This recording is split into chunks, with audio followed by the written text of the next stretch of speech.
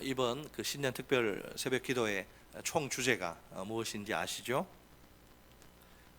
여호수아와 함께 떠나는 새로운 삶입니다. 따라서 같이 해보시죠. 여호수아와 함께 떠나는 새로운 삶. 오늘 그 두 번째 시간으로 비전에 대해서 살펴보도록 하겠습니다.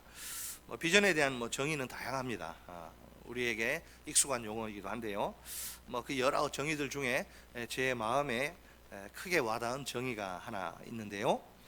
비전은 열정을 만들어내는 미래의 그림이다. 다시 한 번 더요. 비전은 열정을 만들어내는 미래의 그림이다. 비전은 리더십의 가장 중요한 핵심입니다. 비전 없는 리더는 심장 없는 허수아비와 같습니다. 비전은 멈추지 않고 계속 달릴 수 있게 하는 초강력 엔진입니다. 또한 비전은 찬란한 역사를 창조하는 놀라운 힘입니다. 세상을 변화시키는 강력한 무기입니다. 하나님은 리더의 손에 비전이라는 엄청난 무기를 선물로 주십니다. 두 파트로 나눠서 살펴봅니다. 따라서 하십니다. 첫째, 비전은 인생을 던지게 하는 힘이다. 자, 비전이 뭐라고요? 인생을 던지게 하는 힘이다. 비전은 힘인데 풀었으면 첫째는 비전은 어떤 힘이냐? 우리 인생을 던지게 하는, 쏟아붓게 하는 힘이다. 여러분, 여호수아가 누구죠? 가나안 정복 전쟁에 올인한 인생을 던진 그런 인물입니다. 결코 쉬운 전쟁이 아니죠. 여호수아 12장에 보면 가나안 땅 정복 과정에서 여호수아가 무찌른 왕들의 목록이 길게 나오는데요. 자그마치 왕들의 숫자가 몇 명인지 아세요? 31명이에요. 31명. 그들이 아무런 저항도 없이 순순히 땅을 내어주진 않겠지요. 자기 땅을 지키려고 필사의 노력을 기울일 게 뻔합니다. 죽기 살기로 덤벼든다고 봐야 합니다. 10번의 싸움 가운데 9번을 이긴다 칩시다. 그래도 단 한 번만 크게 지면 끝이에요. 그걸로 종족 말살된 것이죠. 멸망이 멸망. 사실 생존 본능이야말로 인간에게 본능 중에 본능입니다. 그러니 전쟁에 임하는 그들의 자세와 각오가 얼마나 비장할까요? 사자성어로 표현하면 결사항전입니다. 죽을 수는 있어도 질 수는 없어요. 자, 이스라엘은 어떤가요? 이스라엘이라고 해서 크게 다를 것은 없습니다. 40년 동안에 그 힘겹고 고통스러운 그 광야 생활을 마친 상황이죠. 드디어 젖과 꿀이 흐르는 가나안 땅 앞에 도착한 그런 시점입니다. 그들이 거기서 정착하고 살려면 어떻게 해야 할까요? 반드시 가나안 원주민을 싹 몰아내야겠지요. 만약 그 일에 실패하면 어떻게 될까요? 다시 광야에서 떠돌이 생활을 하는 수밖에 없습니다. 이제까지의 모든 수고가 하루아침에 물거품이 되고 마는 겁니다. 솔직히 광야에서의 삶은 두 번 다시는 떠올리기 싫습니다. 원망과 불평으로 얼룩진 그 많은 실패가 결정적인 증거입니다. 죽으면 죽었지 더 이상 광야에서는 못 살겠다는 겁니다. 우리 여기 군대 갔다 온 분들, 우리 청년들 한번 물어봅시다. 군대를 생각하면 좋은 아름다운 추억들이 많나요? 아니면 씁쓸한 안 좋은 기억들이 많나요? 참 어리석은 바보 같은 질문이에요. 남자들에게 제일 무서운 꿈이 뭔지 아시죠? 징집 영장 또 받고 군대 다시 끌려가는 꿈이에요. 군 복무를 마친 대한민국 남자들의 공통된 생각 하나, 다시는 그 시절로 돌아가고 싶지 않다. 지금은 이스라엘 백성들이나 가나안 원주민들이나 똑같은 상황이에요. 처지가 얼마나 절박한지 모릅니다. 서로가 물러서거나 양보할 수 없는 승부. 지금 우크라이나, 러시아 물러설 수 없어요. 얼마나 많은 사람들이 지금 죽어나가고 있습니까? 상대방을 죽이지 않으면 자기가 죽는 살벌한 싸움입니다. 피와 살이 튀는 처절한 싸움일 수밖에 없습니다. 약육 강식의 정글의 법칙이 그대로 적용되는 현장입니다. 휴머니즘 꿈도 꿀 수 없습니다. 인간성이 완전히 말살되는 현장 절대 있어서 안 되는 게 전쟁이에요. 전쟁. 인간성이 완전히 말살되는 현장, 인정사정 다 봐주다가는 자기가 죽어요. 말이 필요 없습니다. 무조건 상대방을 죽여야 합니다. 그래야 자기가 살 수 있습니다. 이런 피말리는 치열한 싸움을 수없이 감당한 여호수아입니다. 1, 2년이 아니라 15년 동안. 10년이면 강산도 변하는데 강산이 한 번 반 변해요.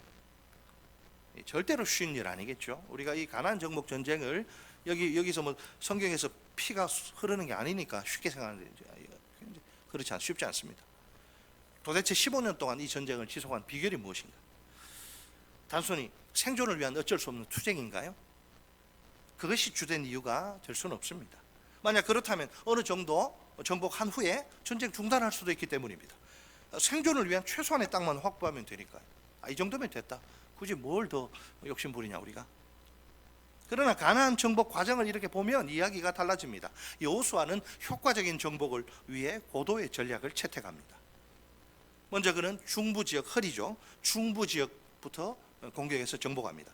남부 지역과 북부 지역의 연결을 끊으려는 의도, 고립작전이죠. 그 다음에 남부 지역, 그 다음에 북부 지역을 차례대로 정복해 나갑니다. 이것이야말로 결정적인 증거입니다. 처음부터 여호수아의 계획은 가나안 땅 일부 정복이 아니에요. 전체 정복입니다. 그렇다면 여호수아가 그 힘들고 어려운 전쟁을 감당한 비결은 다른 데 있습니다. 그것은 여호수아의 육체와 영혼을 완전히 사로잡은 비전입니다. 가나안 땅을 이스라엘에게 기업으로 주실 것이란 하나님의 약속 말입니다. 이 비전의 성취를 바라보며 여호수아는 자신의 인생을 드립니다. 이것이 바로 비전의 힘입니다. 꺼지지 않는 열정으로 집중하게 만드는 힘입니다. 이처럼 비전은 사람이 자기 인생을 거기에 송두리째 걸게 만듭니다. 1789년에 윌리엄 윌버포스는 영국 의회에서 폭탄 발언을 합니다. 인간을 농장의 짐승처럼 매매하지 못하게 되는 그런 날이 오게 하자는 것입니다. 그러나 18년 동안 언제나 그의 요구는 정신병자의 말로 치부가 되고 그의 요구는 묵살이 됩니다. 그러거나 말거나 그는 절대 포기하지 않습니다. 계속 노예 반대 운동에 선봉했습니다. 마침내 1833년에 노예 제도를 전면 폐지하는 조항이 통과됩니다. 놀랍게도 그가 죽기 불과 나흘 전에 일어난 일입니다. 1963년에 마르틴 루터 킹 목사는 편견과 증오와 인종차별이 없는 미국 그런 세상을 꿈꿉니다. 나에게는 꿈이 있습니다. 내 아이들이 피부색을 기준으로 사람을 평가하지 않고 인격을 기준으로 사람을 평가하는 나라에서 살게 되는 꿈입니다. 슬프게도 그는 총격으로 암살되고 맙니다. 하지만 그의 꿈은 아직도 생생히 살아있습니다. 어디 흑인과 백인이 같은 식당에 들어가고 어디 같은 버스를 타고 말도 안 되는, 비록 그 꿈이 완전히 100% 이루어진 건 아니지만 인종 사이의 장벽이 많이 무너지고 갈수록 이제 좋아지는 중입니다. 이처럼 역사상 위대한 리더들은 거부할 수 없는 비전의 사람들입니다. 그들은 비전의 노예들이요 포로들입니다. 비전을 떠나서는 아무것도 할 수 없는 자들입니다.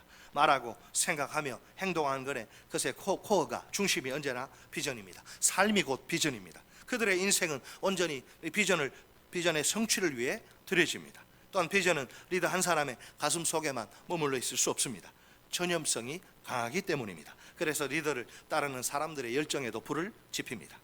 비전에 사로잡힌 리더는 팔로우들에게, 자기를 따르는 자들에게 이렇게 말할 수 있습니다. 이것을 위해 당신의 인생을 바치십시오. 당신의 젊음을 드리십시오. 당신이 드릴 수 있는 모든 것을 드리십시오. 당신의 헌신 때문에 반드시 크게 기뻐하게 될 것입니다. 우리는 과연 어떤가요? 비전이 내게 어떤 의미로 다가오나요? 아이고 목사님 먹고 살기도 바쁜데 뭐 비전 나부랭이가 뭐 중요합니까? 내 인생과는 거리가 한참 멀어 보이나요? 특별한 소수의 사람들에게만 해당되는 이야기입니까? 현실성이 떨어지는 그런 이야기로 들리나요? 비전이 뭐 밥을 먹여주나 비전에서 돈이 나오냐? 정말 그럴까요? 그렇지 않습니다. 우리 인간은요 의미를 먹고 사는 존재예요. 의미가 있으면 내 시간을 드리고 열정을 드리고 돈을 드려도 아깝지 않아요. 우리 삼양교회 비전을 영혼 깊이 새깁시다. 교회 비전이 곧 우리 개개인의 비전입니다. 우리는 위대한 계명과 지상 명령으로 세워지는 교회를 꿈꿉니다. 물론 이런 교회 자체가 최종 목표는 아니에요. 최종 목표에 도달하기 위해서 꼭 필요한 과정입니다. 그러니 최종 목표는 따로 있습니다. 뭐 하려고? 그런 교회 만들어서 뭐 하려고? 바로 하나님 나라의 완성입니다. 확장이 아니고 완성입니다. 인류 역사의 최종 목표이기도 합니다. 이 하나님 나라의 완성을 위해서 지금도 하나님의 역사의 수레바퀴를 굴리고 계세요. 구원 받기로 작정한 자기 백성들의 수가 차는 날 주 예수가 재림하고 이 땅은 끝나고 새하늘과 새 땅 퍼펙트 월드가 신라권이 아니라 다시 에덴 낙원이 회복되는, 우리 인류를 향한 하나님의 간절한 소원입니다. 원래 하나님 나라는 우리 예수님의 비전입니다. 예수님이 제자들에게 가르치신 기도를 뭐라 그러죠? 주 기도문, 주기도문이 아니고 주 기도문이라고 부릅니다. 우리가 각종 모임 때마다 암송할 정도만큼 중요한 기도죠. 그 주 기도문의 주제는 하나님의 나라입니다. 예수님이 공생의 사역 초기부터 줄기차게 선포하신 것도 하나님의 나라입니다. 회개하라, 천국이 가까이 왔느니라. 아멘. 기독교가 배출한 가장 탁월한 리더인 사도인 바울 역시 마찬가지. 그의 선포와 가르침의 주제가 뭐냐? 하나님의 나라입니다. 사도행전의 마지막이 어떻게 끝납니까? 바울의 사역을 요약하면서 이렇게 끝납니다. 바울이 온 이태는 2년 동안 자기 셋집에 머물면서 자기에게 오는 사람을 다 영접하고 하나님의 나라를 전파하며 주 예수 그리스도에 관한 모든 것을 담대하게 거침없이 가르치더라. 아멘. 결국 하나님 나라 완성이야말로 온 우주에서 가장 크고 중요한 비전입니다. 역사의 주인이신 하나님은 바로 이 순간도 이 비전을 위해 쉬지 않고 일하십니다. 우리를 이 비전의 일꾼으로 부르시고 사용하셔서 말입니다. 일개 피조물에 불과한 먼지와 흙덩어리에 불과한 우리에게 이보다 더 큰 영광이 어디에 있을까요? 일개국의 대통령의 부름을 받아서 그 측근으로 일하는 그 영광, 가문의 영광이죠. 그 집에, 어떤 집에 갔더니 대통령하고 악수하는 사진을 이따만하게 붙여놨더라고요. 온 우주의 왕, 만물의 주인 대신 살리기도 하고 죽이기도 하고 높이기도 하고 낮추기도 하고 모든 생사화복이 그 한 손에서 나오는 만왕의 왕이신 주의 일꾼으로 주의 신하로 부름받아 쓰임받는다. 주님과 함께 동역한다. 여러분, 이것보다 더 큰 영광이 어디에 있습니까? 그렇지 않으면 우리는 그저 그냥 가정 하나 꾸미고 그 의미 없다는 이야기는 아닙니다. 또 그냥 쭉 평생 그냥 허리가 휘어지도록 일하다가 그걸로 끝난다. 너무 슬프잖아요. 그러면 인생이. 그런 건 다 도구입니다. 목적을 이루기 위한 도구, 수단이지. 그것이 마치 전부인 양 이 세상 사람들은 목을 매잖아요. 우리는 그렇지 않아요. 왜 그렇게 살아야 돼요? 왜 열심히 살아야 됩니까? 하나님의 나라, 마라나타 주 예수의 오시옵소서. 우리가 살 곳은 이 땅이 아니고 영원한 아버지의 나라. 어차피 누구나 한 번 왔다 가는 인생, 후회 없이 값지게 살아야 하지 않을까요? 다른 무엇이 아니에요. 비전이 우리 인생을 위대하게 만듭니다. 이제부터 이 비전에 우리 인생을 과감히 던져봅시다. 자, 두 번째, 비전은 순종을 통해 성취되는 힘이다. 따라서 하십니다. 둘째, 비전은 순종을 통해 성취되는 힘이다. 아무리 훌륭한 비전이 있어도 가만히 앉아있으면 어떨까요? 당연히 아무런 일도 일어나지 않겠지요. 그 비전의 성취를 위해선 행동이 필요합니다. 남은 것은 비전의 성취를 위한 순종입니다. 지금 이스라엘 앞에 한 가지 명령이 던져지죠. 8절 하반절 말씀. 너희가 요단 물가에 이르거든 요단에 들어서라 하라. 이 도대체 이게 말이 되는 소리입니까? 죽으란 소리예요? 강에 들어가면 죽어요. 익사합니다. 뭐 건널 수 있는 다리 딱 공병 부대를 먼저 투입해가지고 건널 수 있는 다리 만들어 놓고 야 건너라. 오케이. 아니면 야 배를 타고 건너. 오케이. 이런 거 아닙니다. 그냥 물 흐르는데 두 발로 들어가라는 거예요. 하나님이 너무하신 거 아닌가요? 15절 보세요. 기절초풍을 요단강의 상황을 이렇게 묘사합니다. 절대로 그냥 건널 수 없는 상황. 요단이 곡식 거두는 시기에는 항상 언덕에 넘치더라. 무슨 말이에요? 요단강이 아주 깊어서 언덕까지 물이 그냥 차오른 상황이란 말이에요. 도저히 그냥 건너갈 수가 없습니다. 오랜 세월 동안 위로부터 아래로 흘러온 그 요단강 물입니다. 변한 건 아무것도 없어요. 그런데 하나님은 무턱대고 일단 물속에 들어가 명령하십니다. 죽으라는 거예요? 아무리 생각해도 도통 이해할 수가 없습니다. 이때 여호수아는 어떻게 반응하나요? 그가 붙든 것은 그 어떤 인간적인 수단이나 방법 아닙니다. 오로지 딱 하나, 하나님의 비전입니다. 그는 하나님의 비전을 사용해 이스라엘 백성들의 마음을 움직입니다. 그들의 마음에 불을 지릅니다. 확신에 찬 그의 음성을 들어보세요. 10절 우리 여호수아와 같은 믿음으로 우리 10절 읽겠습니다. 시작. 또 말하되 살아계신 하나님이 너희 가운데 계시사 가나안 족속과 헷 족속과 히위 족속과 브리스 족속과 기르가스 족속과 아모리 족속과 여부스 족속을 너희 앞에서 반드시 쫓아내실 줄을 이것으로서 너희가 알리라. 아멘. 어떻게 이걸 알아요? 요단강을 못 건너면 이 약속이 어떻게 되면 공수표가 되는 거죠. 몰아내려면 당연히 강을 건너야 돼. 반드시 쫓아내실 줄을 이것으로서 너희가 알리라. 이것은 무엇입니까? 13절 같이 읽습니다. 13절 시작. 온 땅에 주 여호와의 궤를 맨 제사장들의 발바닥이 요단물을 밟고 멈추면 요단물 곧 위에서부터 흘러내리던 물이 끊어지고 한 곳에 쌓여 서리라. 아멘. 잘 멀쩡하게 흐르던 요단물이 뭐 약을 먹었습니까? 요단강물이 갑자기 끊어지고 한 곳에 이렇게 쌓여 서다니요. 자연 법칙의 지배를 초월하는 완전히 초월한 하나님의 기적, 그 기적을 일으킬 테니까 그 기적을 보면 하나님의 비전이 반드시 성취될 것이다. 너희가 반드시 가나안 7 족속을 물리치고 그곳에 정착해서 살게 될 것이다. 그것을 확실히 알라. 그렇다면 제사장들은 눈으로 보는 것을 거부해요. 오직 믿음으로 발을 물에 디뎌야 합니다. 무작정 아무 대책도 없이 앞으로 나아가야 합니다. 그래도 죽지 않습니다. 분명 이것은 여러분, 이것은요 이성과 경험을 부인하는 일입니다. 현대인들이 이성과 경험을 그냥 굉장히 말씀보다 더 높이잖아요. 이성과 경험을 부인하는 일. 믿음이란 원래 그런 거예요. 믿음이란 10,000원 주고 컵라면 사오라 할 수 있죠. 100원 주고 택시 잡아가지고 저기 수원까지 가라. 말이 되는 소리입니까? 믿음이란 원래 그런 거예요. 다 갖춰져 있고 다 있으면 누가 못합니까? 안 되는데 되게 하는 것이, 그것이 믿음이지. 믿음은 바라는 것들의 실상이요 보이지 않는 것들의 증거입니다. 하나님 말씀 앞에서 자기를 부인하는 것이 믿음이에요. 제사장들에게 필요한 믿음은 강물 속으로 뛰어드는 거예요. 죽지 않는다는 믿음으로 죽음을 각오하고서 말이죠. 우리 다 같이 한 목소리로 외쳐볼까요? 믿음은 무모한 도전이 아니라 값진 도전이다. 다시 한번, 믿음은 무모한 도전이 아니라 값진 도전이다. 우리는 상식대로 일하는 사람들이 아닙니다. 상식에 갇히지 마세요. 이성의 경험에 갇히지 마세요. 목사님 해봤더니 안 됩디다, 그런 말 하지 마세요.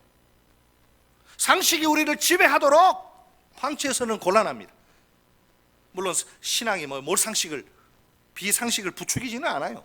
하지만 때로는 상식을 초월합니다. 초월할 때가 많아요.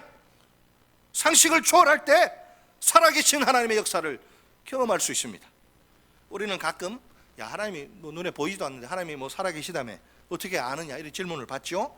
어떻게 대답하면 좋을까요? 우리 하나님은 체험을 통해서 알 수 있는 분이시다. 내가 직접 하나님을 만나야 돼. 요단강이 여러분 언덕에 차서 넘실거리는 봄철, 그때 그 강물을 한순간에 한 방에 무기력하게 만드실 수 있는 전능하신 하나님, Almighty God, 그 하나님은 가나안 족속들을 얼마든지 쫓아내실 수 있습니다. 이스라엘 백성들은 이 하나님만 신뢰하면 됩니다. 그러면 가나안 정복이란 그 비전은 틀림없이 성취되고야 말 것입니다. 따라서 그들에게 필요한 것은 믿음의 순종이에요. 결국 이스라엘 백성들은 하나님의 명령에 믿음으로 순종합니다. 그들이 경험한 기적을 보세요. 한마디로 믿음의 위대한 승리입니다. 순종의 말로 비전 성취로 가는 지름길 첩경입니다. 우리 다 같이 15절 하반절로 17절 말씀 한 목소리로 읽습니다. 15절 어디서부터 하시냐면 궤를 맨부터 17절까지 시작. 궤를 맨 자들이 요단에 이르며 궤를 맨 제사장들의 발이 물가에 잠기자 곧 위에서부터 흘러내리던 물이 그쳐서 사르단에 가까운 매우 멀리 있는 아담 성읍 변두리에 일어나 한 곳에 쌓이고 아라바의 바다 여매로 향하여 흘러가는 물은 온전히 끊어짐에 백성이 여리고 앞으로 바로 건널새 여호와의 언약궤를 맨 제사장들은 요단 가운데 마른 땅에 굳게 섰고 그 모든 백성이 요단을 건너기를 마칠 때까지 모든 이스라엘은 그 마른 땅으로 건너갔더라. 아멘.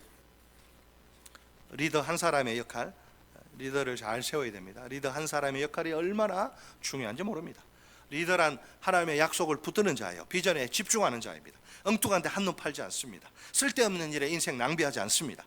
그는 상황이나 환경을 바라보지 않습니다. 오직 하나님의 약속만을 바라봅니다. 그리고 비전에 생명을 겁니다. 믿음의 순종으로 나아갑니다. 결국은 비전이 성취되는 것을 목격합니다.